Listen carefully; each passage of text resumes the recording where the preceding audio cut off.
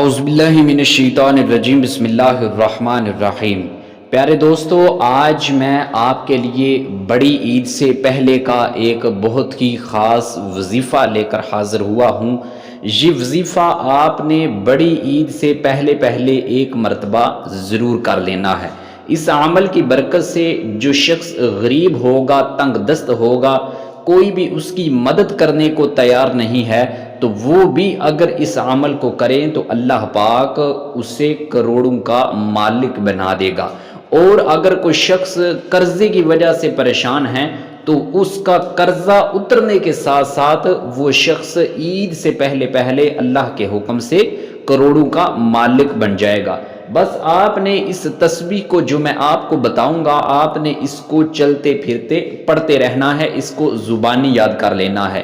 اور یہ وظیفہ حضرت بی بی فاطمہ رضی اللہ تعالی عنہا نے بھی کیا ہے۔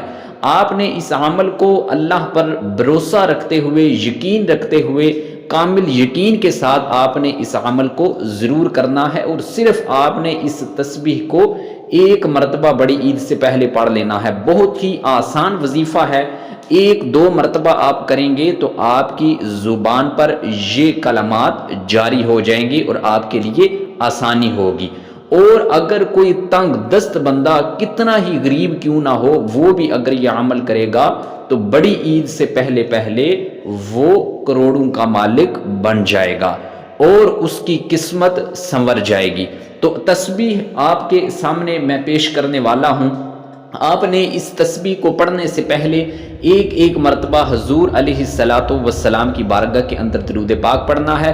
اس کے بعد آپ نے یہ تسبیح پڑھنی ہے، یا حی یا قیوم برحمتک استغیث اصلح لی شأنی کلہ ولا تکلنی الی نفسی طرفۃ عین۔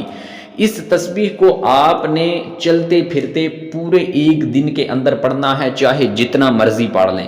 اس کے بعد آپ نے اس تسبیح کو ختم کرنے کے بعد آپ نے 100 مرتبہ استغفار پڑھنا ہے، استغفر اللہ استغفر اللہ۔ آپ نے 100 مرتبہ استغفار کا ورد کرنا ہے۔ اس کے بعد اپنے تمام معاملات اللہ پر چھوڑ دیں۔ آپ دیکھنا کہ انشاءاللہ بڑی عید سے پہلے اللہ پاک اپنے غیب کے خزانوں سے مدد فرمائے گا اور آپ کو کروڑوں کا مالک بنا دے گا۔ بس آپ نے اس عمل کو اللہ پر یقین رکھتے ہوئے ضرور کرنا ہے۔ اللہ پاک آپ سب کا حامی و ناصر ہو۔ السلام علیکم ورحمۃ اللہ۔